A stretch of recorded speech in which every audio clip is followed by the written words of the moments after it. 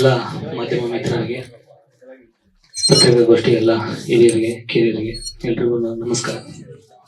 ಇವತ್ತು press meet ಇಟ್ಟಂತ ಉದ್ದೇಶ, ಇತ್ತೀಚಿನ ದಿನಗಳಲ್ಲಿ ಏನಾಯ್ತು, ಹೇಗಾಯ್ತು, ಹೆಂಗಾಯ್ತು ಎಲ್ಲರಿಗೂ ಗೊತ್ತಿರುತ್ತೆ. ಸಿನಿಮಾ ರಿಲೀಸ್ಗಿಂತ ಮುಂಚೆ ಒಳಗಡೆ ಹೋಗಿ ನಾನು ರಿಲೀಸ್ ಆಗೋ ವರ್ಷದೊಳಗಡೆ ಏನೇನು ಆಯ್ತು ಅನ್ನೋದು ಹೊರಗಡೆ ಬಂದ್ಮೇಲೆ ನನಗೆ ಗೊತ್ತಾಗಿದ್ದು.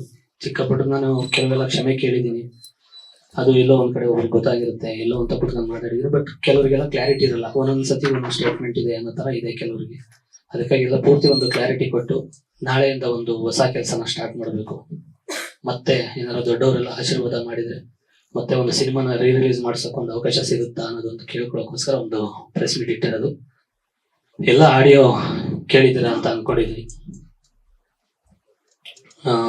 ರಿಲೀಸ್ ಒಳಗಡೆ ಹೋದಾಗ ಒಂದು ಕೇಸ್ ಆಗುತ್ತೆ, ಅದಾದ್ಮೇಲೆ ಒಂದು ಜನ ಎಲ್ಲ ಒಂದ್ ಸ್ವಲ್ಪ ಪ್ಲಸ್ ಮಾಡ್ಕೊಂತಾರೆ, ಒಂದ್ 2 ದಿನ 3 ದಿನ ಒಂದು ಒಳ್ಳೆ ಕಲೆಕ್ಷನ್ ಆಗುತ್ತೆ. ಅದಾದ್ಮೇಲೆ ಒಂದು ಸಿನಿಮಾ ಚೆನ್ನಾಗ್ ಆಗ್ತಿದ್ಯಲ್ಲ ಅನ್ಬಿಟ್ಟು ಇನ್ನೊಂದು ಆಡಿಯೋ ಸ್ಟಾರ್ಟ್ ಆಗುತ್ತೆ. ನನ್ನಲ್ಲಿ ಒಂದು ಆಡಿಯೋ ವಿಡಿಯೋ ರೆಕಾರ್ಡ್ಗಳು ಮಾಡೋವಂತ ಏನಾದ್ರು ತಲೆಯಲ್ಲಿ ಇದ್ದಿದ್ರೆ ನಾನು ಒಂದು 100 ಸಾಕ್ಷಿಗಳು ಉಂಟಾಗ್ತಿದ್ದೆ. ನಾನು ಆತರ ಕಂಪ್ನಿಗಳು ಯಾವ್ದು ಓಪನ್ ಮಾಡಿಲ್ಲ. ನನಗೆ ಗೊತ್ತಿರೋದು ಒಂದೇ, ವ್ಯವಸಾಯ, ಒಂದು ಕಲೆ, ಎರಡನ್ನೇ ನಂಬ್ಕೊಂಡು ಬಂದಿರೋದು. ಇದುವರೆಗೂ ನನಗೆ ಬ್ಯಾಕ್ ಗ್ರೌಂಡ್ ಅನ್ನೋದು ಏನೂ ಇಲ್ಲ. ಇಲ್ಲಿ ಏನ್ ಮಾತಾಡಿದೀನಿ, ಅವ್ರ 3 ಜನದ ಆಶೀರ್ವಾದ ತಗೊಂಡು ಹೋಗ್ಬೇಕು, ಅವ್ರ ಆಶೀರ್ವಾದ ತಗೊಂಡು ಬೆಳಿಬೇಕು ಅನ್ಕೊಂಡದನ್ನ ಈ ಏನ್ ಆಡಿಯೋ ಕಂಪ್ನಿ ಆಡಿಯೋದವ್ರು ಮಾಡಿದ್ದಾರೆ ಅವ್ರ ಜೊತೆ ಪೂರ್ತಿ ಹೇಳ್ಕೊಂಡಿದ್ದೀನಿ. ನನ್ನ ಕಷ್ಟ ಸುಖಗಳನ್ನೆಲ್ಲ 15 ದಿವಸಕ್ಕೆ ವಾರಕ್ಕೆ ಒಂದು ಜಗಳಗಳು ಆಗ್ತಾನೆ ಇದ್ದು, ಏನೇನೋ ಆಗ್ತಾನೆ ಇದ್ದು, ಮಧ್ಯ ಕಾಲಿಗೆಲ್ಲ ಬಿದ್ದು ಕೇಳ್ಕೊಂಡಿದೀನಿ. ಸಿನಿಮಾ ರಿಲೀಸ್ ಅನ್ವಾನ್ಸ್ ಆದಾಗ ಡೇಟು ದಿನ ದಿನ ದಿನ ದಿನ ಜಾಸ್ತಿ ಆಗ್ತಾನೆ ಹೋಗ್ತಾ ಇತ್ತು. ನಾನು ಯಾರಿಗೂ ಹೇಳ್ಕೊಂಡಿರಲಿಲ್ಲ. ಹೇಳ್ಕೊಂಡು ನಾನು ಏನಾದ್ರು ನನ್ನ ಹೆಂಡತಿ ಕರ್ಕೊಂಡೋಗಿ ಏನಾದ್ರು ಒಂದು ಕಂಪ್ಲೇಂಟ್ ಕೊಟ್ಟಿದ್ರೆ ಅದು ಬೇರೆ ತರ ಆಗಿರೋದು. ಬಟ್ ಜನ ಸಿನಿಮಾ ಗಿಮಿಕ್ ಅಂತಾರೆ ಅನ್ಬಿಟ್ಟು ನಾನು ತುಂಬಾ ಸಾಕಾಗಿ, ನಾನು ಇದುವರೆಗೂ ಯಾವ ಸ್ಟೇಷನ್ ಮೆಟ್ಲು ಗೊತ್ತಿಲ್ಲ, ಯಾವ ಕೋರ್ಟು ಕಚೇರಿ ಅಂತ ಗೊತ್ತಿಲ್ಲ. ನಮಗೆ ಯಾಕೆ ಬೇಕಪ್ಪ ಬೇಡ ಅಂತ, ಯಾಕಂದ್ರೆ ಸುಮಾರು ಕೆಲಸಗಳಿರೋದ್ರಿಂದ ನಾನು ಅದಕ್ಕೆ ಕೆಲ್ಸಕ್ಕೆ ಹೋಗಿಲ್ಲ.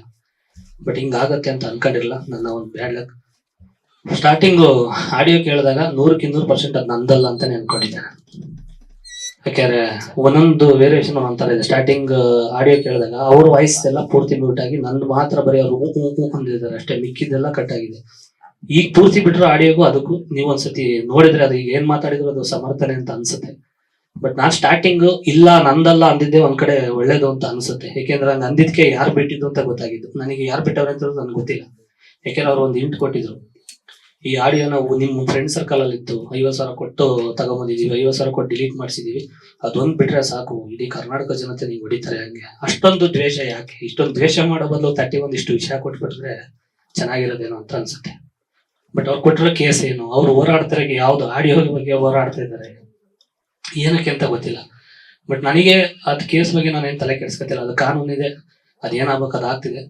ಬಟ್ ಈ 3 ಜನ ಮೇನ್ ಇವ್ರ ಹತ್ರ ಏನ್ ಹೇಳ್ಕೊಂಡಿದ್ದೆ, ಮನೆಗೆ 2-3 ದಿನ ಕಂಟಿನ್ಯೂ ನಮಗೆ ಜಗಳಗಳು ಆಗ್ತಾನೆ ಇತ್ತು. ಅದ್ರಲ್ಲಿ ಒಬ್ರದ್ದು ಹುಡುಗಂದು ಒಬ್ಬಂದು ವಾಯ್ಸ್ ಬರುತ್ತೆ, ಅಲೋಕ್ ಅಂತ. ಅವನು ಹೆವಿ ಟ್ಯಾಲೆಂಟೆಡ್. ಅವನು ಟೋಟಲ್ ಒಂದು 69 ರೆಕಾರ್ಡ್ ಮಾಡಿವ್ನೆ. ನನಗೆ ರೆಕಾರ್ಡ್ ಮಾಡೋ ಬುದ್ಧಿ 1% ಇಲ್ಲ. ನನ್ನ ಮೊಬೈಲ್ ಇವಾಗ್ಲೂ ಕೊಡ್ತೀನಿ, ಒಂದು ರೆಕಾರ್ಡು ಇಲ್ಲ ನನ್ನ ಹತ್ರ. ಪ್ರತಿ ಒಂದ್ ದಿವಸ ಮೊಬೈಲ್ನು ಕತ್ಕೊಂಡು ಹೋಗಿದ್ದಾನೆ. ಮೇ ಬಿ ಮೊಬೈಲ್ ಕತ್ಕೊಂಡು ಹೋಗಿದ್ದೇನೋ, ಮೇ ಬಿ ಅವ್ರವ್ರ ಚಾಟ್ ಮಾಡ್ಕೊಂಡು ಸ್ಕ್ರೀನ್ ಶಾಟ್ ಏನೋ ತಗೊಂಡವ್ರೆ ಅನ್ನೋದು ನನಗೆ ಈಗ ಗೊತ್ತಾಗ್ತಿದೆ. ಆ ಸ್ಕ್ರೀನ್ ಶಾಟ್ ಕೆಲವೆಲ್ಲ ಮೆಸೇಜ್ಗಳು ಅವ್ರವರೇ ತಕೊಂಡು ವಾಟ್ಸ್ಆಪ್ ಕಳಿಸ್ಬಿಟ್ಟು ಕ್ಲಿಯರ್ ಚಾಟ್ ಹೊಡೆದವ್ರಂತೆ. ಅದು ನನಗೆ ಗೊತ್ತಿಲ್ಲ. ಈ ಆಡಿಯೋ ಮನೆಗೆ ಒಂದ್ ದಿವಸ ಜಗಳಾಡಿ ಮತ್ತೆ ಬೆಳಿಗ್ಗೆ ಫೋನ್ ಮಾಡಿದ್ರು, ಜಗಳಾಡಲ್ಲ ಇನ್ಮೇಲೆ, ಹೊಡೆದಾಡಲ್ಲ ಅಂತ. ಆಯ್ತು, ಸಂಜೆ ಒಂದಾಗೋಣ ಚೆನ್ನಾಗಿರೋಣ ಅಂತಾನೆ ಕರೆದಿದ್ದವರು. ಅವ್ರಿಗೆ ಹೇಳ್ತಾರೆ CCTV ಫುಟೇಜು ಅದೇನೇನೋ ಹೇಳ್ತಾರೆ, ನನಗೆ ಗೊತ್ತಿಲ್ಲ. ಅವರೆಲ್ಲ ಅದೇ ಕೆಲಸ ಆಗಿರೋದ್ರಿಂದ ಎಲ್ಲ ಗೊತ್ತವ್ರಿಗೆ. ಬಟ್ ನಾವೇನಂದ್ರೆ ನಾವು ಸ್ವಲ್ಪ ಹಳ್ಳಿಯಿಂದ ಬಂದಿರೋದ್ರಿಂದ ಪಟ್ಟಂತ ಹೋಗಿ ಹಳ್ಳಿಗೆ ಬೀಳೋದು, ಮಾತಾಡ್ಬಿಡೋದು, ಏನೇನ್ ಮಾತಾಡ್ತೀವೋ ನಮಗೂ ಗೊತ್ತಿರಲ್ಲ.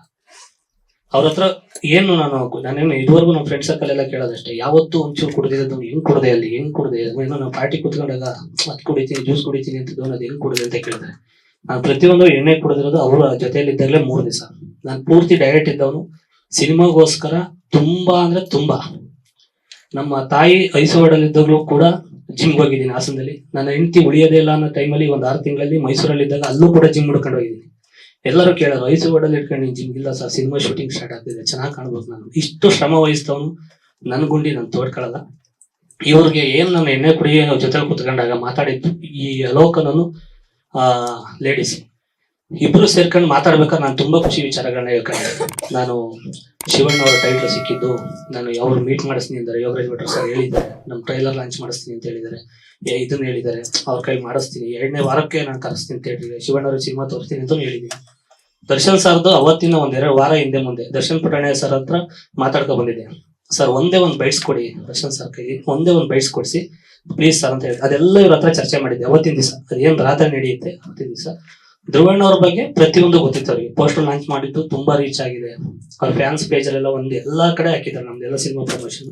ಸಿನಿಮಾನು ನೋಡ್ತೀನಿ ಅಂತಾನು ಕೂಡ ಹೇಳಿದ್ರು. ಇಷ್ಟೆಲ್ಲ ಒಂದು ಖುಷಿ ವಿಚಾರ ಹಂಚ್ಕೊಂಡಿದ್ದೆ ಅಷ್ಟೇ. ಅದು ಮುಗಿದ ಮೇಲೆ ಡ್ರಿಂಕ್ಸ್ ಅಷ್ಟು ಅವರೇ ಕೊಟ್ಟಿದ್ದು ಅವ್ರ ಮನೇಲೆ ಕೊಟ್ಟಿದ್ದು. ಅದು ಲೇಬಲ್ ಇರ್ಲಿಲ್ಲ, ಏನೂ ಇರಲಿಲ್ಲ. ನನಗೆ ಏನ್ ಹೇಳಿದ್ರು ಅಷ್ಟು ದಡ್ಡನಾಗೋರು ನೀನು ಅಂತ ಅನ್ಬೋದು. ನಾನು ಹೇಳ್ತಾ ಇದ್ದೀನಿ, ಅದ್ರಲ್ಲಿ ಏನೂ ಲೇಬಲ್ ಇರಲಿಲ್ಲ. ಅವನೇ ತಂದು ಕೊಟ್ಟಿದ್ದ. ಲೋಕನ್ ಏನಿದ್ದಾನೆ ಅವನೇ ತಂದು ಕೊಟ್ಟಿದ್ದ. ಇವರಿಬ್ಬರಿಗೆ ಒಬ್ರು ಲೇಡೀಸ್ ಇದ್ದಾರೆ. ಅವರು ನಾನು ಒಂದು ಅಡ್ರೆಸ್ ಇಟ್ಟಿದ್ದೀನಿ, ಅದು ಹೇಳೋದು ಬೇಡ. ಅವ್ರು ಇನ್ನೂ ಬೆಳಕಿಗೆ ಬಂದಿಲ್ಲ, ಆರಾಮಾಗಿ ಗಂಡ ಮಗು ಜೊತೆ ಚೆನ್ನಾಗಿದ್ದಾರೆ. ಅತಿ ಶೀಘ್ರದಲ್ಲಿ ಅವ್ರು ಆಚೆಗೆ ಬರ್ತಾರೆ. ಈಗ ಇವರಿಬ್ರು ಏನ್ ಮಾಡಿದ್ರು, ಒಂದು 10-10:30 ಹಂಗೆ ಸ್ಟಾರ್ಟ್ ಮಾಡಿದ್ದೆ ಅಷ್ಟೇ. ಅದ್ರ ಮುಂಚೆ ನಾನು ಇವ್ರು 3 ಜನ ಏನು ಹೋಗ್ಲಿದೆ. ಆಗ ಇವರು ಒಂದಿಷ್ಟು ನೆಗೆಟಿವ್ ಮಾತಾಡಿದ್ದಾರೆ. ನೆಗೆಟಿವ್ ವಾ ನಿನ್ ಮುಂದೆ ಬರು ಇವೆಲ್ಲ ಹೇಳಿದ್ದಾರೆ, ಟಾಪ್ ಎಕ್ಸಿದ್ದಾರೆ. ಬಟ್ ನಾನು ಏನು ರಿಯಾಕ್ಟ್ ಮಾಡಿಲ್ಲ, ಅದೆಲ್ಲ ರೆಕಾರ್ಡ್ ಮಾಡಿಲ್ಲ. ಇದಾದ್ಮೇಲೆ ಸ್ಟಾರ್ಟ್ ಆಗಿದ್ದಷ್ಟೇ. ನನಗೆ 1% ನೆನಪಿಲ್ಲ. ಯಾಕೆಂದ್ರೆ ಅವನು ಬರೀ ಡ್ರಿಂಕ್ಸ್ ಮಾಡಿಸಿದ್ನು. ಅದಾದ್ಮೇಲೆ ಅವ್ರ ಮನೇಲಿ ಅದೇನೇನ್ ಪೌಡರ್ ಇಟ್ಟಿದ್ದವನೇ, ಏನೇನ್ ಕತೆ ಪ್ರೋಟೀನ್ ಅಂತ ಹೇಳ್ಕತ್ತೆ ಅದೇನೋ ಗೊತ್ತಿಲ್ಲ ನನಗೆ. ಎಷ್ಟೋ ಸತಿ ಹಾಕೊಟ್ಟಿದ್ದೇನೆ ಎಣ್ಣೆಗೆ. ಅದೇನು ಅಂತ ನಾನು ಹೇಳಿದ್ದೀನಿ ನೆನೆ. ಕಂಪ್ಲೇಂಟು ಮಾಡ್ತಾ ಇದ್ದೀನಿ, ಅವ್ರ ಮನೇಲೆಲ್ಲ ಚೆಕಿಂಗ್ ಆಗ್ಬೇಕು ಅನ್ನೋದು ಹೇಳಿದ್ದೀನಿ. 10-10:30 ಸ್ಟಾರ್ಟ್ ಮಾಡಿದವನು ಬೆಳಿಗ್ಗೆ ಒಂದು 8-9 ಗಂಟೆಗೆ ನಾನು ಆಚೆಗೆ ಬಂದಿರೋದು ಮನೆಗೆ. ಯಾರಾದ್ರೂ ಎಣ್ಣೆ ಕುಡ್ಕೊಂಡು ಮನೆಗೆ ಹೋದಾಗ ಕೇಳ್ಬೇಕು, ಎಲ್ಲ ಹೆಂಡತಿ ಮಕ್ಳಿಗೆ ಫೋನ್ ಮಾಡ್ಬೇಕು. ಒಬ್ಬ ಕುಡ್ಕೊಂಡು ಮನೆಗೆ ಬಂದವನೇ ಬರಮ್ಮ ಕರ್ಕೊಂಡು ಹೋಗ್ಬೇಕು. ಇಲ್ಲ ಒಬ್ಬಳೇ ಇದ್ದಾಗ ಹೋಗಿದ್ದೆ ಅಂತ ಹೇಳ್ತಾರಲ್ವಾ, ಸ್ಟೇಷನಿಗೆ ಫೋನ್ ಮಾಡ್ಬೇಕು, ಕುಡ್ಕೊಂಡು ಮನೆಗೆ ಬಂದವನೇ ಅಂತ ಹೇಳ್ಬೇಕು. ಯಾವುದೂ ಇಲ್ಲದೆ ಬೆಳಿಗ್ಗೆ 8-9 ಗಂಟೆಗೆ ಕಳಿಸ್ಬಿಟ್ಟು ನಮಗೆ ಏನ್ ಬೇಕೆಲ್ಲ ತಗೊಂಡಿದ್ದೀವಿ, ಇನ್ನು ಆರಾಮಾಗಿರು ಅಂದ್ರೆ ಇದೇನು ಅರ್ಥ? ಇದು ವಾಸ್ತವ. ಇದರಲ್ಲಿ ಅವ್ರ ತರ ನಾನೇನು ಕಟ್ಕತೆ ಕಟ್ಟೋದಾಗ್ಲಿ ಯಾವ್ದು ಕಟ್ತಿಲ್ಲ. ಇದು ಸತ್ಯಾಂಶ ಹೇಳಲೇಬೇಕು ಅನ್ಕೊಂಡೆ ನಾನು ಎಲ್ಲ ಕ್ಲಾರಿಟಿ ಕೊಡೋಣ ಅಂತ. ಈಗ ನಾಳಿಂದ ಒಂದು ಒಳ್ಳೆ ಕೆಲಸಗಳು ಸ್ಟಾರ್ಟ್ ಮಾಡಬೇಕು. ಸುಮಾರು ಕೆಲಸಗಳು ಬ್ಯಾಲೆನ್ಸ್ ಇದಾವೆ, ಎಲ್ಲ ಸ್ಟಾರ್ಟ್ ಮಾಡಬೇಕು. ಹಂಗಾಗಿ ದಿನ ಅವ್ರ ಕೌಂಟ್ರ್ ಕೊಟ್ರು, ನಾನೊಂದು ಕೌಂಟ್ರ್ ಕೊಡೋದು, ಅವ್ರೊಂದು ಕೌಂಟ್ರ್ ಕೊಡೋದು, ಅದು ಬೇಡ ಅಂದ್ಬಿಟ್ಟು ಲಾಸ್ಟ್ ಫೈನಲ್ ಆಗಿ ಒಂದು ಇವತ್ತು ಮಾತಾಡೋಣ. 3 ಜನ ಏನಾರು ಒಂದು ಆಶೀರ್ವಾದ ಮಾಡಿದ್ರೆ ಮತ್ತೆ ಸಿನಿಮಾನ ರಿಲೀಸ್ ಮಾಡ್ಸೋಣ ಅಂತ ಒಂದು.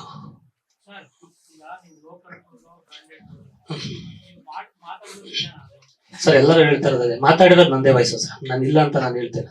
ಆದ್ರೆ ನನಗೆ ಪ್ರಜ್ಞೆ ಇಲ್ಲ.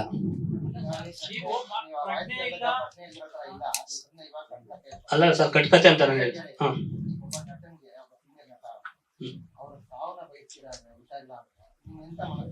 ಸರ್ ನನ್ನ ಮನಸ್ಥಿತಿ ನಾನು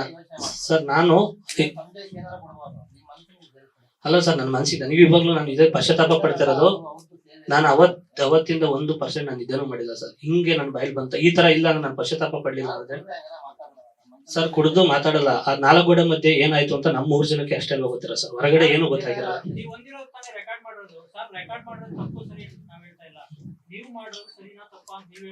ಅಲ್ಲ ಸರ್, ಈಗ ಅಷ್ಟೊತ್ತು ಒಂದು ಪಾಸಿಟಿವ್ ಮಾತಾಡಿದ್ರೆ ಅದನ್ನ ಬಿಟ್ಟು ಇಷ್ಟು ಮಾತ್ರ ರೆಕಾರ್ಡ್ ಮಾಡ್ತಾರೆ ಅಂದ್ರೆ ನನಗೆ ಅನ್ಸಿದ ಪ್ರಕಾರ ನಮ್ಮ ಹಳ್ಳಿ ಕಡೆ ಗೊತ್ತಿಲ್ಲ ಹೆಂಗೆ ಏನಂತ ಕತೆ ಗೊತ್ತಿಲ್ಲ. ನೀನ್ ತಾಕತ್ತಿರ ಬೈ ಅನ್ಬೋದು, ಏನಂತ ನನಗೆ ಗೊತ್ತಿಲ್ಲ. ನನಗಂತೂ 100% 10 ಗಂಟೆ ಆದ್ಮೇಲೆ ಬೆಳಗ್ಗೆ 10:30 ಗಂಟೆ ನನಗೆ ಇನ್ನೂ ಭಯ ಇರೋದೇನಂದ್ರೆ ಬೇರೆ ಏನಾರ ವಿಡಿಯೋ ಮಾಡ್ಕೊಳ್ಳೋದು ಇನ್ನೂ ಭಯ ಇದೆ ನನಗೆ. ಅಷ್ಟೆಲ್ಲ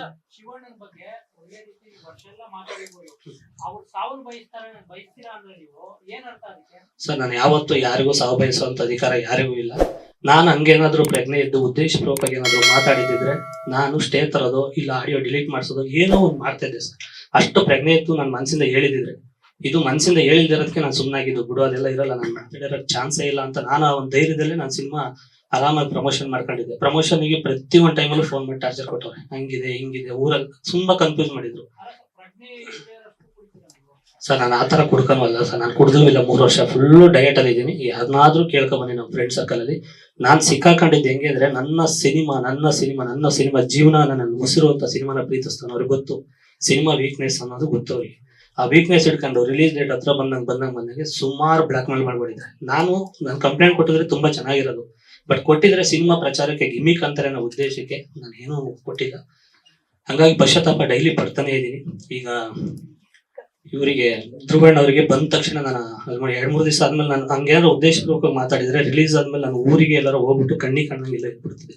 ಪಶ್ಚಾತ್ತಾಪ ಯಾಕೆ ಪಡ್ತಾ ಇದ್ದೀನಿ ಅಂದ್ರೆ ಇಷ್ಟು ವರ್ಷ ಜರ್ನಿ, ಒಂದು 16-17 ವರ್ಷದ ಮೇಲೆ ಆಯ್ತು ಜೂನಿಯರ್ ಆರ್ಟಿಸ್ಟ್ಗಳಾಗಿ ಮಾಡಿ, ಕೃಷಿಯಿಂದ ಬಂದು ಆರ್ಕೆಸ್ಟ್ರಾಗಳಲ್ಲಿ ಸುಮಾರು ಸ್ಟೇಜ್ಗಳು ಹಂಚ್ಕೊಂಡು, ಆರ್ಕೆಸ್ಟ್ರಾ ಈವೆಂಟ್ಗಳು ಮಾಡ್ಕೊಂಡು, ಸುಮಾರು ನಮ್ಮ ಟೀಮ್ವರೆಗೆ ಎಷ್ಟೋ ಜನಕ್ಕೆ ನಾನು ಕೆಲಸಗಳು ಕೊಟ್ಟಿದ್ದೀನಿ ಆರ್ಕೆಸ್ಟ್ರಾಗಳು ಮಾಡ್ಕೊಂಡು. ಇಷ್ಟೆಲ್ಲ ಮಾಡಿದವನು ನನ್ನ ಗುಂಡಿನ ನಾನು ತೋಡ್ಕೊತೀನಿ ಸರ್. ಯಾಕೆಂದ್ರೆ ನನಗೆ ಇನ್ನೂ ಸಿನಿಮಾಗಳು ಮಾಡ್ಬೇಕು ಅನ್ನೋ ಒಂದು ಜಾಸ್ತಿ ಇದೆ ನನಗೆ. ಕಲೆನ ನಂಬಿ ಬಂದಿರೋದು. ಬೇರೆ ನನಗೆ ಬ್ಯಾಕ್ ಗ್ರೌಂಡ್ ಆಗ್ಲಿ ದುಡ್ಡಾಗ್ಲಿ ಹಂಗೆಲ್ಲ ಇದ್ದಿದ್ರೆ ನನ್ ಜೊತೆ ಇರೋರೇ ಹೋಗ್ಬಿಟ್ಟು ಅವ್ರಿಗೆ ಹೊಡೆದು ಸಾರಿ ಕೇಳಿಸ್ಬಿಡೋರು, ಇದು ಆಡಿಯೋ ಫೇಕ್ ಅಂತ ಹೇಳು ಅಂತ ಅವ್ರ ಕೈಲಿ ಹೊಡೆದು ಕೇಳಿಸಿರೋರು. ಬಟ್ ನಮಗೆ ಹೊಡೆಯಕ್ಕೂ ದುಡ್ಡಿಲ್ಲ, ಹೊಡ್ಸಕ್ಕೂ ದುಡ್ಡಿಲ್ಲ. ನಮಗೇನು ಈ ದುಡ್ಡಿಲ್ದರ ಏನ್ ಹೇಳ್ತೀವಿ, ದೇವ್ರಿದ್ದಾನೆ ಅಂತೀವಿ, ಇಲ್ಲ ಕರ್ಮ ರಿಟರ್ನ್ ಅನ್ಕೊಂಡು ಏನೋ ನಮಗೆ ನಾವು ಸಮಾಧಾನ ಮಾಡ್ಕೊತೀವಿ ಅಷ್ಟೇ. ಇನ್ನೇನು ಬಿಡೋದು ಹೇಳಿ. ಲೇಟೆಸ್ಟ್ ಹಾಗೂ ಇಂಟ್ರೆಸ್ಟಿಂಗ್ ಸುದ್ದಿಗಳಿಗಾಗಿ ಬಾಸ್ ಟಿವಿ ಕನ್ನಡ ಚಾನೆಲ್ನ ಸಬ್ಸ್ಕ್ರೈಬ್ ಮಾಡಿ, ಹಾಗೆಯೇ ಬೆಲ್ ಐಕಾನ್ ಪ್ರೆಸ್ ಮಾಡಿ. ಇದರ ಜೊತೆಗೆ ಫೇಸ್ಬುಕ್, ಇನ್ಸ್ಟಾಗ್ರಾಮ್, ಎಕ್ಸ್ ನಲ್ಲೂ ಮಿಸ್ ಮಾಡದೆ ಫಾಲೋ ಮಾಡಿ.